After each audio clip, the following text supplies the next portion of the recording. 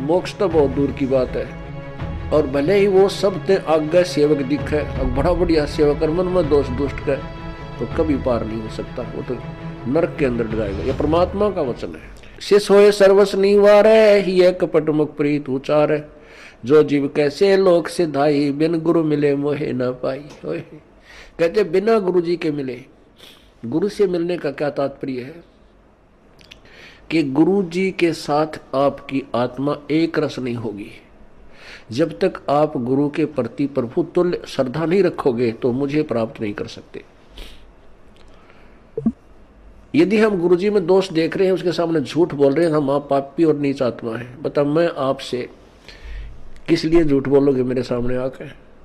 या तो बीड़ी पीते होगे, या शराब पीते होगे, या कि तो माता धोक रहे हो, कोई अन्य पूजा कर रहे होगे, तो तुम मेरे सामने झूठ बोलोगे। और बता मैं क्या झूठ बोलोगे मेरे सामने आके? और वो साफ बता देनी चाहिए जी मेरे से गलती होगी। तो और फिर आप झूठ बोलते हो तो अपने कर्म बिगाड़ते हो, अपना विनाश कर रहे हो।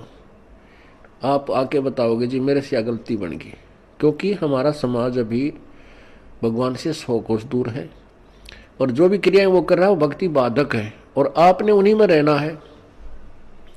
किसी कारणवश पहले मंत्र में गड़बड़ हो सकती है, क्योंकि तब तक आप न ज्ञान से परिचित होते हो और न भगवान से, और न इतना संघर्ष करने की आप में शक्ति आती है, क्योंकि ज्ञान से आती है, फिर नाम की कमाई बढ़ जाती है, तो आप में इतनी उमंग हो जाएगी अब डांटे नहीं डट सकते। तो पहला मंत्र लेकर के आप पर एकाधी बार गलती हो सकती है, इसलिए आपको 4 महीने का समय दिया जाता है। तने जो तेरे सामने जो बाधाएं आनी है वो आ लेंगी। तो प्रथम नाम आपका किसी कारण से खंड हो भी गा तो झूठ नहीं बोल रहे।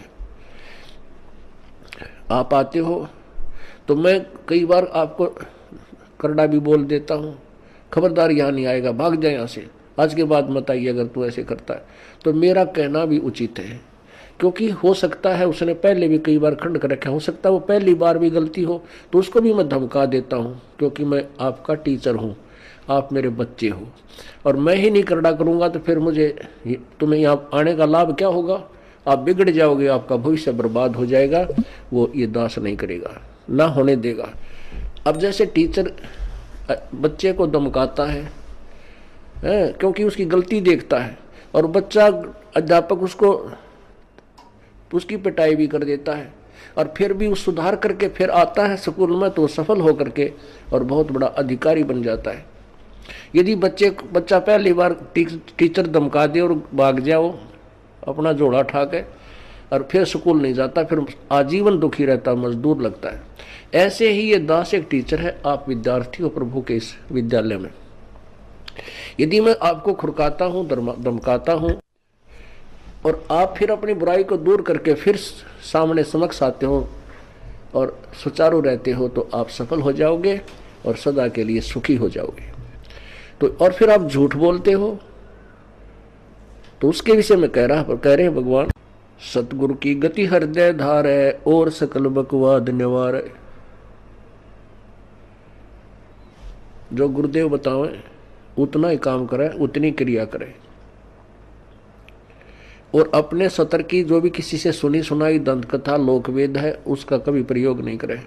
अपना मनमाना आचरण नहीं करे, मनमानी साधना नहीं करे। गीता जी अध्याय नंबर 16 के श्लोक नंबर 23 में कहा है कि शास्त्र विधि को त्याग कर जो मनमाना आचरण करते हैं, मनमानी पूजा करते हैं, उनको ना तो कोई सुख होता, ना कोई कार्य, ना उनकी सिद्धि होती, और न उनकी कोई गति होती। गुरु के सम्मुख वचन ना कहे, सो से रहनी गहनी सुख ले। गुरु के सामने कोई भी ऐसा वचन नहीं कहना चाहिए जिससे गुरुदेव को दुख हो। जिन बातन से गुरु दुख पावे है, तिन बातों को दूर भगावे। चाहे कैसी भी आपको रुचिकर लगती हैं, चाहे आपको कैसे अच्छी लगती हैं जो क्रियाएं, और जिनको गुरु जी नाराज होते हैं, कैसा मत कीजिए, उन्हें तुरंत फेंक दे, ठाके पटक दे एक तरफ, यदि आपने मोक्ष चाहिए। सतगुरु की गति हृदय धार है और सकल बकवाद निवार है। गुरु के सम्मुख वचन ना कहे, सो से रहनी गहनी सुख ले।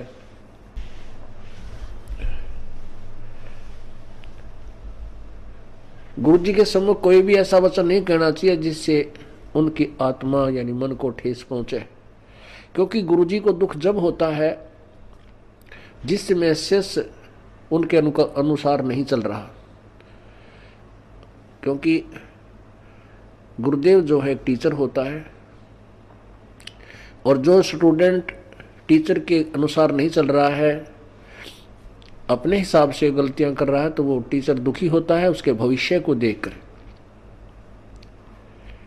इसी प्रकार ये दास आपके भविष्य को देखते हुए उन बातों से दुखी होता है जो आउट ऑफ सिलेबस है। जो बातें आप बाहर की करते हो या कुछ ऐसी क्रियाएं करते हो, मर्यादा भंग करते हो, तो ये आत्मा दुख होती है।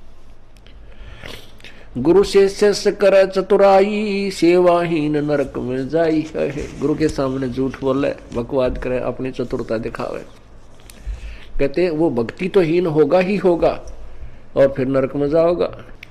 शिष्य होए सर्वस नहीं वारे, ही कपट मुख प्रीत उचार।